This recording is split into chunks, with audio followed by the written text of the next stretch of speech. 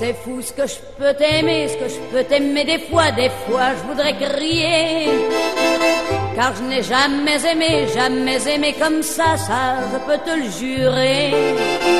Si jamais tu partais, me quittais pour toujours, c'est sûr que j'en mourrais d'amour, mon amour, mon amour. On part aux États-Unis pour organiser cet hommage à Jean-Louis Barrault et on présente justement deux textes.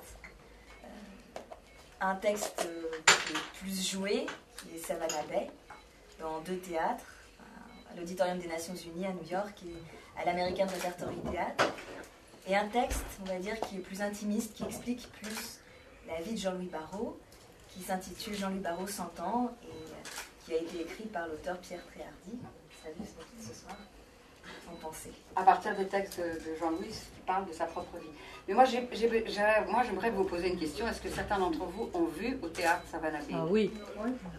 Avec Madeleine Renaud ou une oui. autre production? Oui. Non, avec Madeleine Renaud. Oui. Voilà. Et vous vous en souvenez bien? Ah. Moi, je m'en souviens bien aussi. Enfin, je me souviens de certaines images. Particulièrement la première image, quand elle arrivait en écoutant la chanson de Piaf, elle avait cette longue robe rouge en panne de velours, qui était, je crois, faite par Yves Saint-Laurent. Et elle avançait un petit peu branlante, on va dire. C'est quelle année, la 83, donc elle avait 83 ans. Je me souviens m'être dit qu'à partir d'un certain âge, on n'avait même plus besoin de jouer quand on était acteur ou actrice. On avait juste besoin de porter avec soi son poids et sa densité de vie. Et que c'était immédiatement perceptible par le public. Car vraiment, je ne pense pas qu'elle jouait quoi que ce soit, elle avançait simplement. On écoutait cette chanson qui évidemment est très prenante, et cette petite forme qui arrivait comme ça à petits pas. Le théâtre était là, entièrement à l'état pur, il y avait à peine besoin de texte. C'était très très fort. Et ça, c'est la force aussi de Marguerite Duras, qui, il faut bien dire, on ne le dit pas assez, a un côté très midinette. Et c'est ce mélange toujours avec Marguerite Duras, d'être capable de prendre des choses de la rue comme ça, et d'en faire une œuvre à la fois théâtrale et poétique et qui transcende. Cette espèce de courroie de transmission qu'est le monde du théâtre, c'est quand même formidable. Et bon, voilà, on prend notre plaisir. Alors, je ne sais pas, on va parler de la place de l'artiste dans la société. Moi je dis c'est une courroie de transmission. Maintenant, bon, chacun peut avoir son opinion. Mais je pense que Jean-Louis Barrault est un homme qui, avec des différences, parce qu'il y a eu l'histoire du cartel, Dulin, Batty, Jouvet, et il n'était pas encore dans cette mouvance-là, mais il était avec ces gens-là. Et je pense que c'est tout ceci qui a fait qu'il a été cet animateur extraordinaire que nous célébrons cette année. Je pense qu'il y a quand même chez le comédien un chemin quand même. Ah, oui, on est au service des auteurs, on est au service des textes, on est au service du public. Les gens qui sont comédiens dans la vie, bon, c'est un état. Nous, c'est une action d'être comédien. C'est acteur. Hein? C'est acteur. Ben oui, c'est on agit. À propos de comédie, Jean-Louis Barrault aurait dit je fais du théâtre pour ne pas jouer la comédie dans la vie. Il a dit aussi je fais du théâtre pour ne pas être obligé d'aller voir les autres. Et ça, je peux vous dire, c'est vrai parce qu'il n'est jamais venu me voir. Un comédien ou un artiste, c'est un éveilleur de conscience. Ouais, très bien, très bonne définition. C'est des êtres qui ont le désir de planter des petites graines et qui germeront un jour. Donc c'est quelqu'un qui a envie de très généreux à la base pour moi effectivement, et qui a envie de donner du sens à la vie ou du sens aux choses ou faire remarquer la beauté des choses aux gens qui passent à côté de choses qu'ils voient tous les jours et qui ne les voient même plus.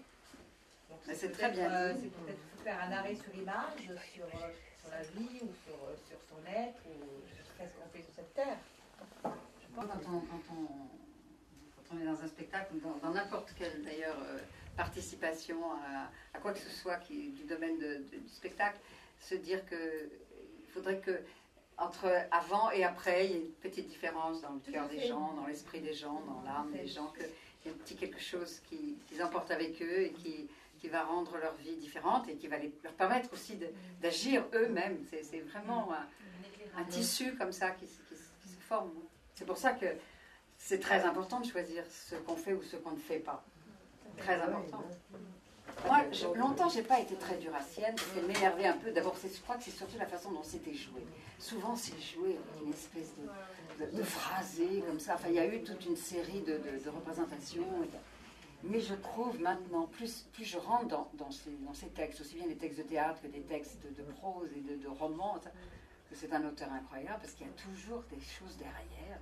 On rentre, c'est comme si on rentrait dans une espèce de tunnel, et puis on croit qu'on est au bout, il y a encore des choses derrière et tout. Moi, je la trouve, je suis sûre que c'est un des auteurs qui va rester le plus du XXe siècle, c'est sûr.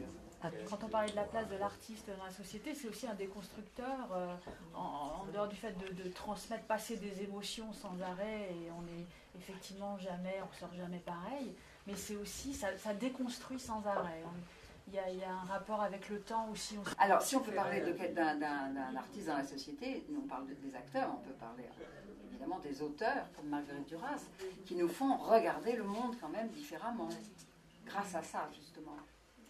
C'est vraiment une grille de lecture du monde, lire Marguerite Duras. La savane abeille, on ne sait pas si c'est un prénom, on ne sait pas si c'est un lieu, on ne sait pas si c'est le titre d'un film ou d'une pièce. Donc vraiment, c'est quelque chose qui... Oui, mais alors vous, en le jouant, en l'ayant décortiqué plusieurs fois, vous posez toujours encore plus de questions finalement après. Oui, encore plus. Voilà, exactement, encore plus, mais enfin, je sais que encore plus, mais ça dépend aussi, pour donner toute la richesse du sens, ça dépend des passages. À certains moments, subrepticement, on va se dire, bon, bah là c'est le nom, bon, là c'est le lieu, là c'est le titre, bien sûr, un film, ça va. Donc, mais justement, pour donner tous les reflets du diamant, il faut qu'on puisse essayer de, voilà, nous aussi faire passer le sens. De prendre des gens qui écrivent des textes approximatifs et les prendre pour la culture, je crois que c'est une erreur. Et on ne peut aider les gens qui sont en banlieue qu'en leur apprenant vraiment la véritable culture, en leur faisant aimer la langue française et en leur faisant aimer les beaux textes classiques. Moi, je crois que le théâtre, il commence à partir du moment où il y a quelqu'un qui dit un texte, mais que ça peut être dans la rue, monter sur un petit podium tout petit, petite caisse à légumes, une chaise, et qui dit un texte et qui a des gens qui écoutent.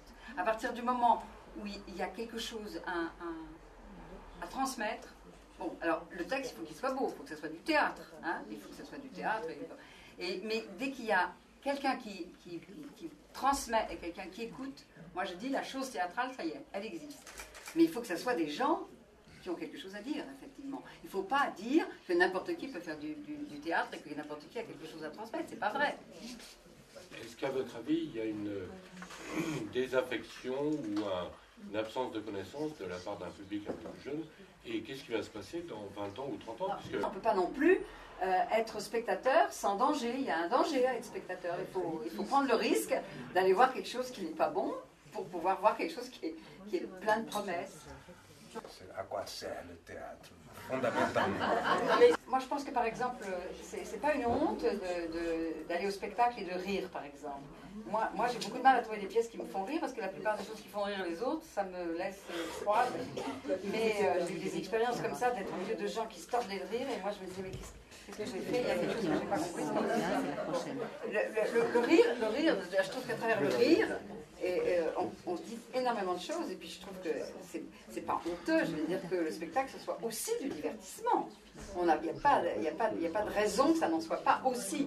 Mais il y a toutes sortes, il faut accepter la diversité. Moi. Le théâtre fait partie d'une catégorie qu'on appelle le divertissement. Et qu'est-ce que c'est que le divertissement? Ça vient de divertere, c'est Pascal aussi qui en a bien défini, c'est-à-dire nous détourner de cette pensée qui nous obnubile depuis la naissance, c'est la mort. D'accord? Donc que ça fasse rire ou que ça fasse penser, à partir du moment où il y a à un certain instant cette espèce d'osmose à laquelle on appartient avec les comédiens, où on pense qu'on est justement dans un autre moment, qui n'est